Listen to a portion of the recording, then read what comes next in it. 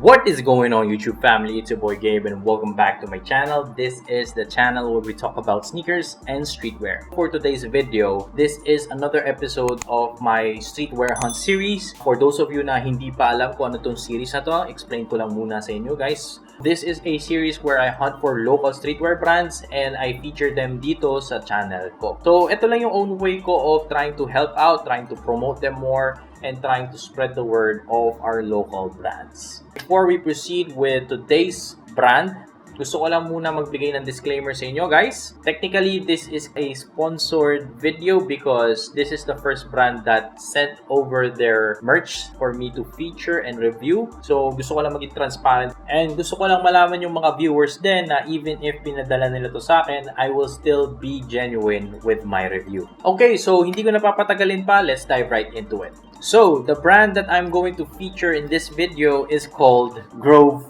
PH. So, thank you, Grove Street PH. Shout out to Sir Dax Kilban for sending this over. I really appreciate it. And now, I can finally open it. Let's get into it. Right off the bat, muna, the t-shirt. Next is, they sent over a beanie as well.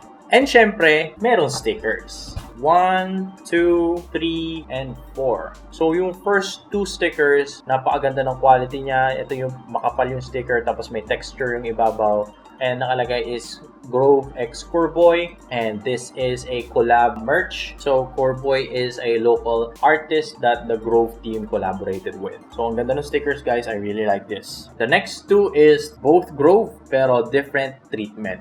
So yeah, nag-grow na yung sticker collection ko din. Thank you Grove for sending these over. Now let's move on to the next item, which is the beanie. Here you go guys. So, meron siyang tag here that says Grove. And meron din siyang nakatahing tag here that says Grove Street, established 2019. This is your basic default beanie. Nothing really crazy about this. I like hats, so I'm really excited to wear this one in my future videos. So, thank you, Sir Dax. Ang soft nung material. I really feel like this is going to be a good, comfortable fit sa ulo ko. Now, let's move on to the main product, the t-shirt. So here you go guys. The t-shirt is packaged in a Ziploc bag. So let's open it. So right off the bat, alam nyo naman yung unang tinitest ko, yung kapal ng tela. So far so good. It feels like it's thick. I can see that based din sa mga other reviews ko sa mga other brands, yung quality talaga ng mga local streetwear brands natin, makapal na talaga yung tela. I think this is a staple of our local brands. So let's look into the tag. So we have here the Grove Street tag, katulad nung nandun sa beanie, nakalagay established 2019. Meron din silang extra tag na nakalagay yung collaboration, and meron din sila nung size tag. So nothing really crazy, straightforward, it works. Now, let's move on to the front graphic. There you go guys, Grove Coreboy. The quality of the print, really thick. So I feel like this is the same consistency nung sweatshirt na nabili ko sa University of Virginia. And mamaya I will compare the print quality to that quality as well sa phase 2. And now let's move on to the back. So this one, I really like the back because guys, you know me, I like large graphics sa likod. Bang! Look at that. So yung storya ng graphic, the knife is that you and me against the world. And then there's a world emblem here or a world icon.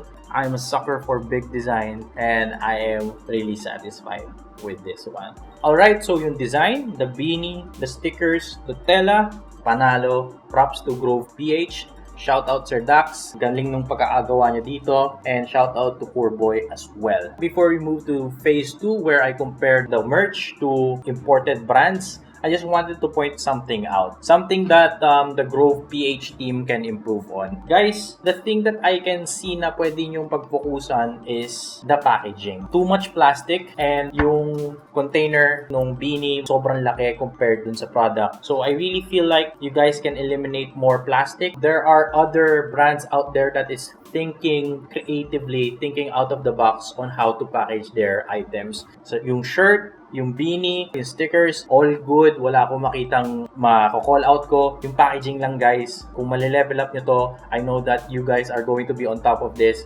Panalong-panalo kung magkakaroon kayo ng mas solid na packaging. So this is not a deal breaker. Yung product nyo won't suffer because of the packaging. It's just a good addition to your whole branding.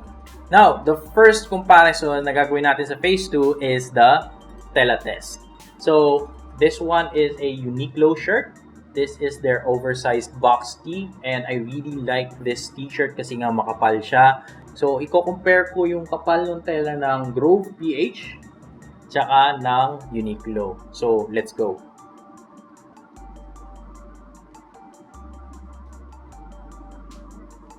Magkasing kapal sila. There's only one significant difference.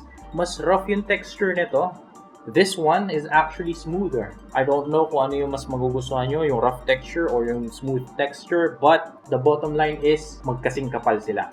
Now, let's move on to the print. Ito yung sweatshirt na sinasabi ko sa inyo kanina. Ito yung nabili ko sa UVA, University of Virginia. And when you touch the print, kukumpara mo siya sa print dito, yung feel and yung kapal ng print is the same.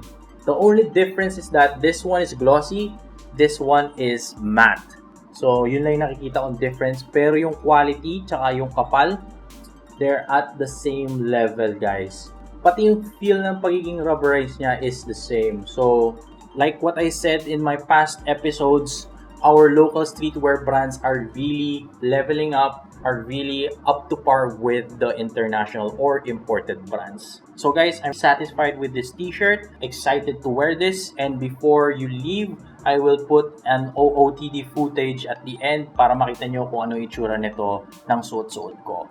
Alright, so before we proceed sa footage na yon, I just wanted to give shout out and thank you to the Grove PH team. Go ahead and check them out, guys. Lalagay ko sa description box below yung link nila. This is the end of this video. Don't forget to hit that like button, subscribe to my channel, and turn on your notification bell icon below para hindi nyo ma-miss out yung mga susunod na streetwear hunt. This is your boy Gabe. Enjoy the OOTD footage after this. I am signing out for now. Peace!